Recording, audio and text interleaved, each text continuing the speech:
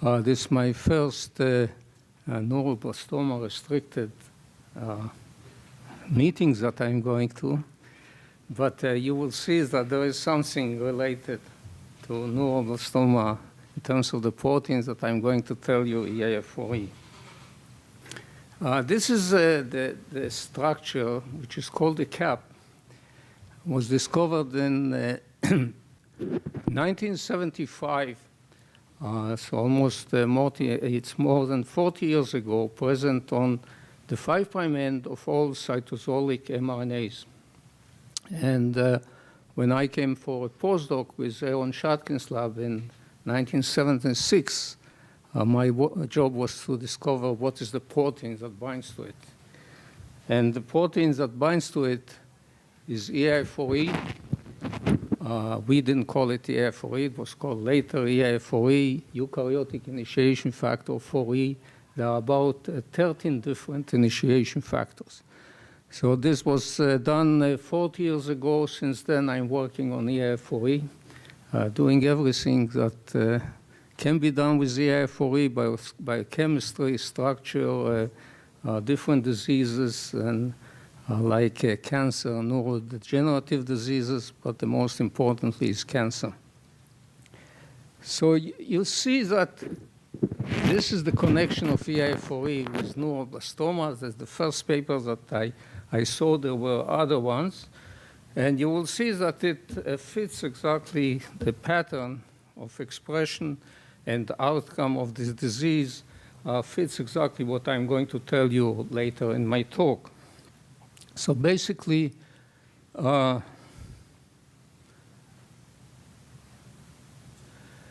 you see this paper that the title is Eukaryotic Initiation Factor 4E Staining as a Clinical Marker in Pediatric Neuroblastoma, published in 2004.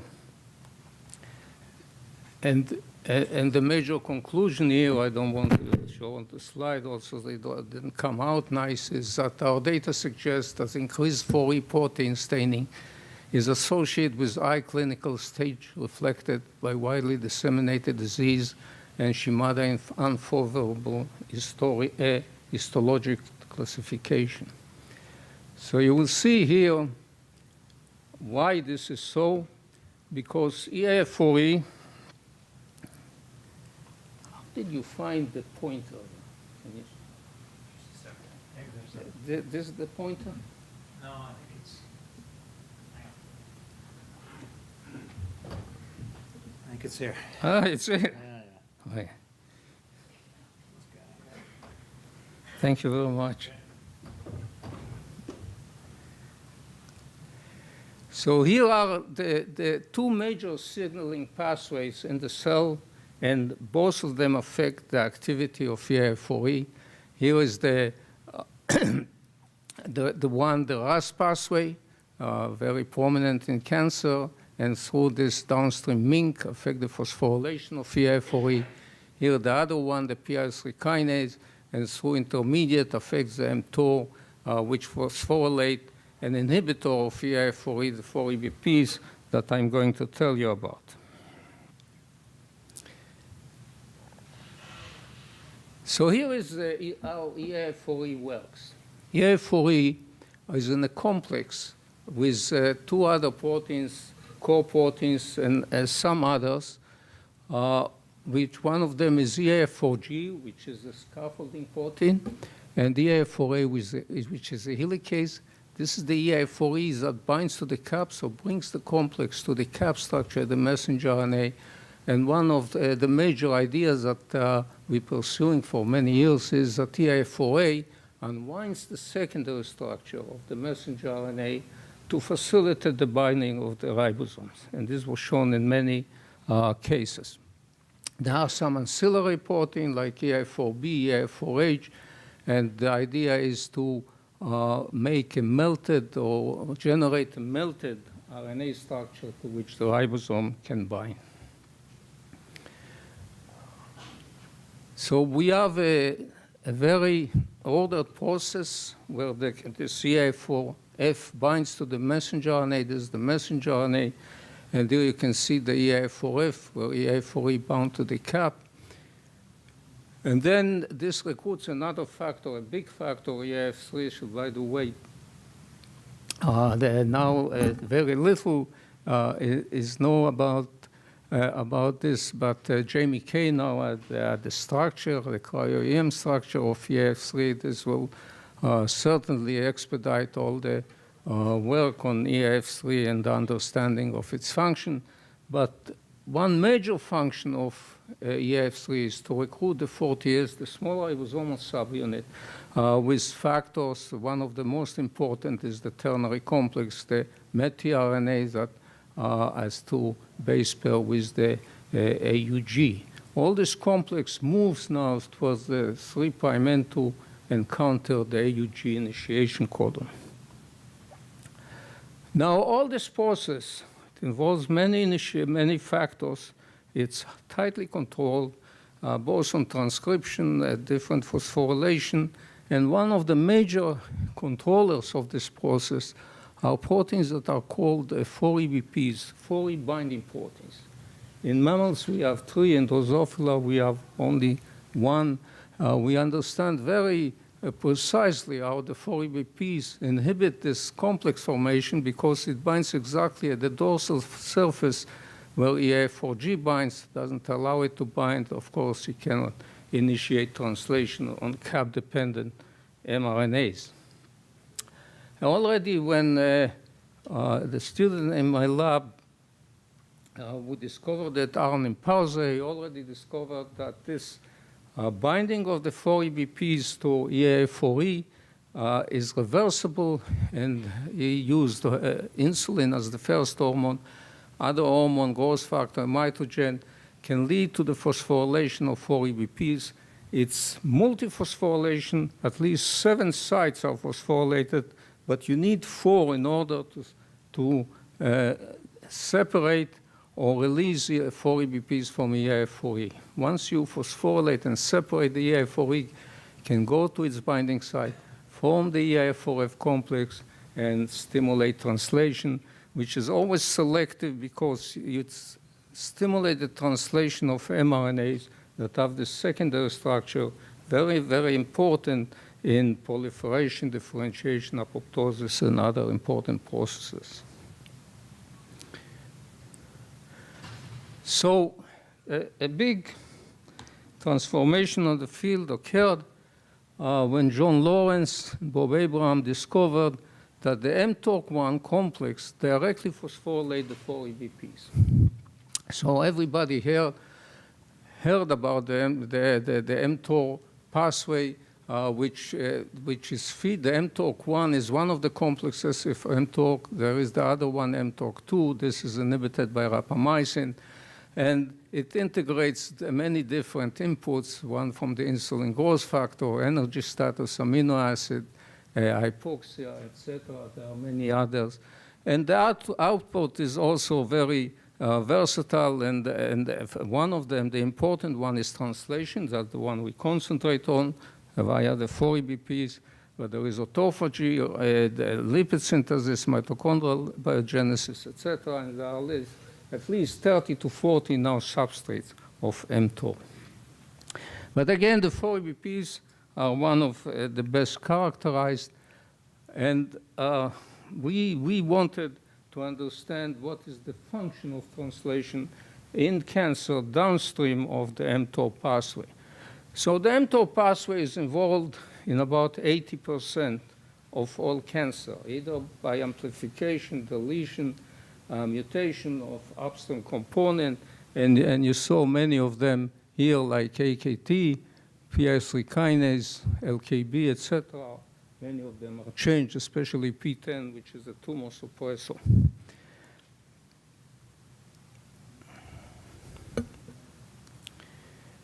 So as I said, here you have the asterisk with all the components that are changed in cancer. And according to this pathway, the 4-EBPs should act as a tumor suppressor.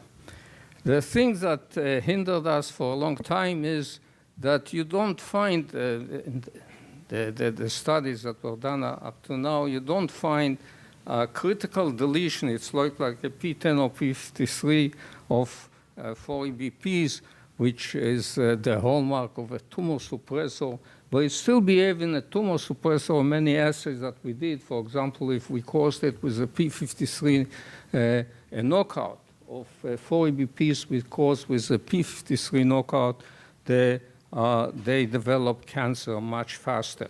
Also, the 4-EBPs could reverse transform phenotype of cell lines that are transformed by RAS or SARC, etc.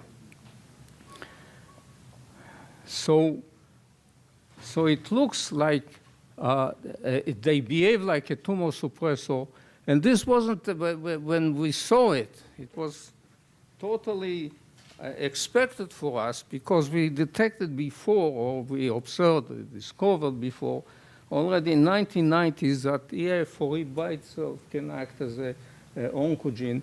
In this classical assay of the transformation of NIH-33 cells, which are immortal, and also in the two oncogene transformation assay when you use primary embryo fibroblast, when you need another gene to transform.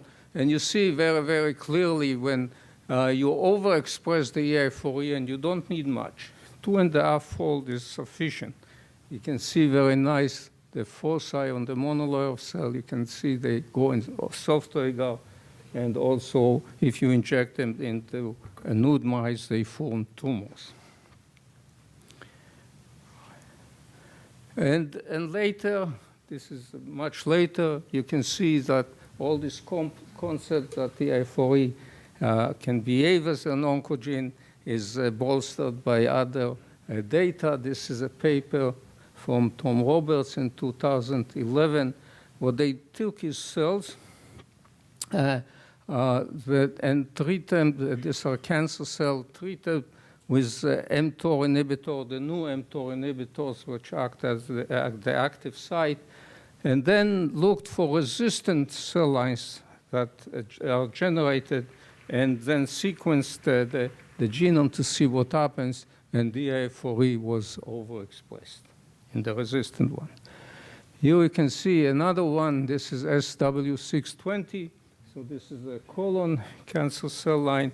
And again, this is the parental one. This is one that become resistant to the Astori or the TORC-I inhibitors. And you can see by FISH you have much more EA4E.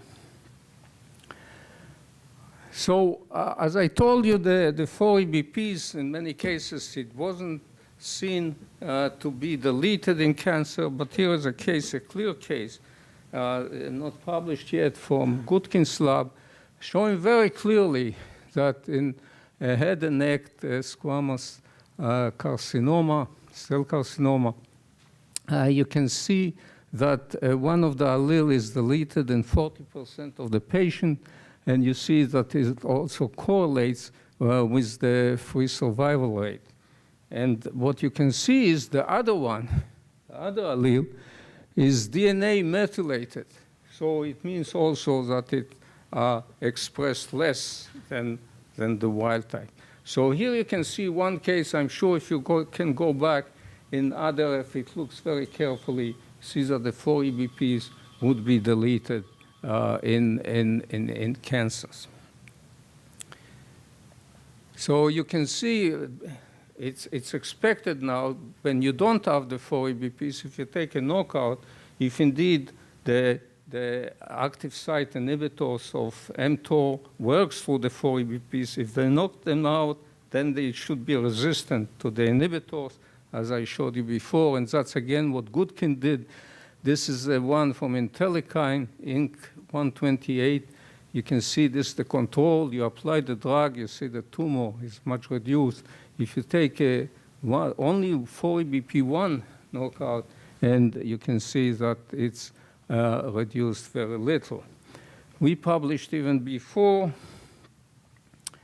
the same thing here with another mTOR inhibitor like PP242, that's the original from Kevin Shokat. And you can see here, this is the control. You see the inhibition of growth, and if you do a 4-EBP1 and 2 double knockout, you don't see inhibition. This has very important implication, of course, when you treat patients. All these compounds are in clinical trials. Of course, you would like now to stratify them to see what's the status of the 4 EBPs is, and what the EAF4E, what's the phosphorylation, etc. So now this is the second pathway that I mentioned to you that is very important in terms of activation of EAF4E and in terms of development of cancer, and this is the RAS pathway. Through RAF, MEK, ERK, and then MINC. MINC was discovered about 20 years ago by Tony Hunter. And the unique property here of MINC that's relevant to translation is that it binds to EAF4G at the carboxy terminus, and then phosphorylate EAF4E on a single site, serine 209. This is the only kinase in vivo that phosphorylates the serine 209. So that's what makes it so specific. So we knew already before we made the knock-in mouse, a serine 209 to alanine, to study the role of this phosphorylation in cancer, that in the assay that I described to you of transformation of NIH3T3, if you take this mutant, it doesn't transform as well. So of course you have to show it in the mouse and in order to convince everybody that it's really important in terms of cancer. So what we used here is a system that we bought from Pier Paolo Pandolfi, where he has deletes conditionally the P10 using a probacin promoter to drive the Cre. So probacin is expressed especially in the lateral gland and the prostate. So therefore, when you activate now the Cre with the probacin, you can get only the cancer in the prostate. And this is the results that we got with the knockout versus the knock-in, the wild type versus the knock-in. This is the control. It's actually a heterozygote, behaves like a wild type. You can see the nice tubule here in the prostate with 2 layers here surrounding the tubule. Here is when you activate the Cre, you delete the P10, which again is a tumor suppressor. You get a massive hyperplasia. Sometimes also, if you wait, you can get metastasis. But here is the critical results. You can see that when you do, you delete the P10 on a background of a EAF4E knock-in, you don't get this hyperplasia. You get something like this, looks very similar to the wild type. So basically, the conclusion from this is, in this model, you need the phosphorylation of serine 209 by MINC in order to get the cancer. The same time we published it, Takmak had a paper where he did a different experiment, very complementary, because he used the double deletion, double knockout of the MINC1 and MINC2. So remember, these are the only kinases that phosphorylate the serine 209. In this case also, he finds that the double, the homozygotes of the MINC1 and MINC2 are resistant to cancer formation.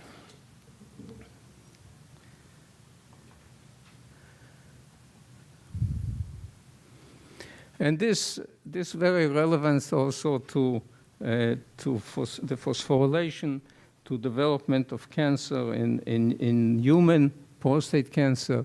You see here the phosphorylation of EAF4E as increases, the cancer progresses up to hormone-resistant tumor.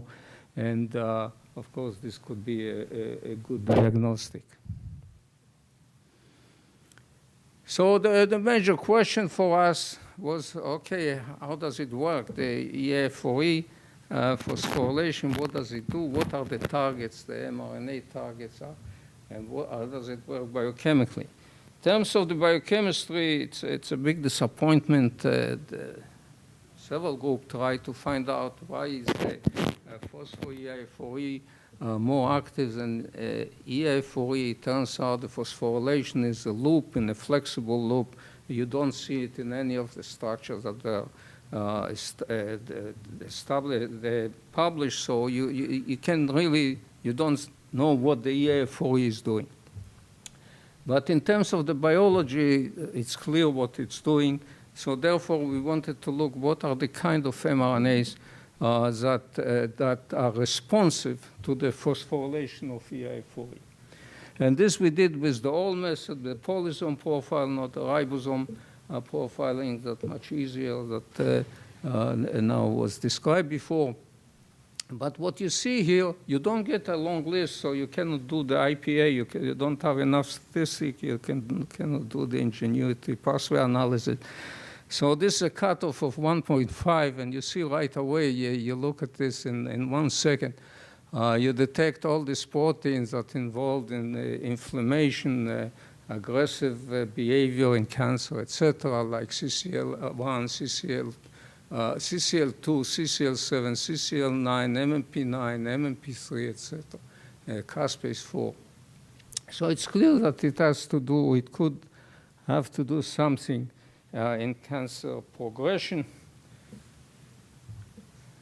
And we started first with in vitro experiment.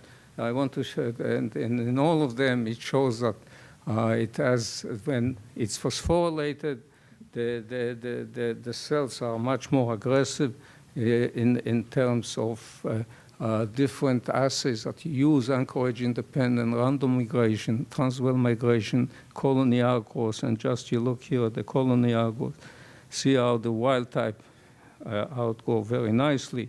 When you use the mutant, you have very little, if at all. We did also experiment in the mouse with the MMTV promoters of the mouse mammary tumor virus, and it's driving the polyoma middle T. So the big advantage, attraction of it's attractive, this model is that the cancer, they always 100% metastasize from the breast to the lungs. So you always have metastasis. And what's very clear is when you do this with the wild type and the knock-in, you see that you see the metastasis in the wild type, you don't see, or much less, in the knock-in. So it's required for metastasis, and this metastasis is inhibited by the MINC inhibitor. So we use all kinds. And now there are many MINC inhibitors, some of them from Effector or in clinical trials, phase 2, and all of them are doing the same, inhibiting this metastasis. And one of the interesting extension to this metastasis is that we found that there is the involvement of the tumor microenvironment, and this experiment is very simple. What you take is a tumor cell line, and you inject in the fat pads of wild type and the EI4E, the knock-in, and when you look, you see that in the wild type, you get the lung metastasis from the breast. In the knock-in, you don't get. So what you can conclude from this, it's not the cancer itself, it's something in the body, it has to be the tumor microenvironment. And we look for a long time what it could be, with different cytokines, etc. And the only clear difference is that we found the neutrophil involvement. We found 50% reduction in the neutrophil in the knock-in mouse. And this, it's known, there is literature already that you need neutrophil in order to get metastasis in the lung. They play a major role there. And you can see now the reduction also in the lungs and also in the plasma. So basically here you see the lung metastasis, you see in the wild type, so you see in the wild type, you see lung metastasis. In the EA4E, you don't see neutrophil in the lung. So in the lung of the wild type, in the metastasis, you can see them. So we use to identify the Lys6G, and when we deplete them, the Lys6G, you can see now that you don't get the lung metastasis. So basically, the point we are at now is we try to identify now the mRNAs that are important now for this phenotype. We know that apoptosis, the BCL2 levels are changed and some others, but the majority is the BCL2, so we believe it has to do something with apoptosis in the neutrophils. So in the last 5 minutes, I want to just describe in maybe even 2 minutes another important characteristic of phosphorylation of EA4E that relates to tumor heterogeneity.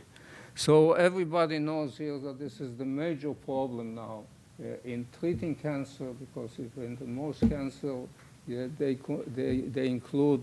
are composed of different mutation or different changes. And of course, you treat one of them, you don't treat the other. If you try now to go to combination, of course, you get toxic effect. Sometimes you have 3 or 4 changes. You cannot get 5 combinations. That's really too much. So the thing that struck me came first, actually the first to observe it is Santiago Raul y Cajal from Barcelona, from Val Hebron. We are collaborating with him on the EA4E, and the phosphorylation is a supreme pathologist. And this what shows is the classical heterogeneous cancer, and this is the HER2 breast cancer. So this is the breast cancer, and here you see the HER2 positivity. Here it's negative, but still this is cancerous. And even if it's 15% HER2 positive, it's classified as a HER2 cancer, right? But when you treat it, of course, you treat for the HER2, you have other changes that you don't treat. So, and here's the phospho-EA4E in patients. And basically what you see is the tumor contains the phospho-EA4E homogeneously spread across the tumor. So it's not like HER2, it's not like PI3 kinase, it's not like RAS, it's everywhere in the tumor elevated. So the very simple, almost naive idea is if you have an inhibitor against EA4E and you can reduce the EA4E phosphorylation, of course you can cure the cancer. So this is the idea basically to finish with. So I showed here the breast cancer because we understand all the different subtypes. We have the luminal, we have the HER2, we have the BRCA1 and 2. Of course, you have the triple negative, which is extremely bad without any definite drug. But for the luminal, you give tamoxifen, and of course you kill the tamoxifen sensitive, but you see this violet one still remain. In the HER2, of course, you give Herceptin, you kill the green one, again, this bluish one remain. BRCA1 and 2, now we have the PARP1 inhibitor, the olaparib, because you kill the orange one, and this one remain. But if we have now a very potent very good inhibitor of EIF4E. And if whatever I told you during all this 30 minutes is correct, and the EIF4E is so important in cancer development, progression, and metastasis, then you have no residual tumors, and the chances of curing the cancer are much better. So, of course, for me as a biochemist, it's hard to progress from this to show that this could work, and what we need is now more of this EF2 MINC inhibitors. I know that at least 10 companies try to make it, and some are doing it well, and it looks promising. So I want to end on this note, and I'll just tell you the people who did the work. Look for Rick. Work is the one established the EIF4E knock-in mouse together with Nathaniel Robichaud that found the neutrophil effect. These are other people that did before the work before that. We collaborate a lot with Michael Paul, Sonia Delenson, and Wilson Miller on phosphorylation. Here is Santiago Ramon y Cajal. And we collaborate with other people at the Goodman Center. And this is the new collaboration with Silvio Goodkin on the, again, the loss of 4-EBPs in cancer. So thank you very much.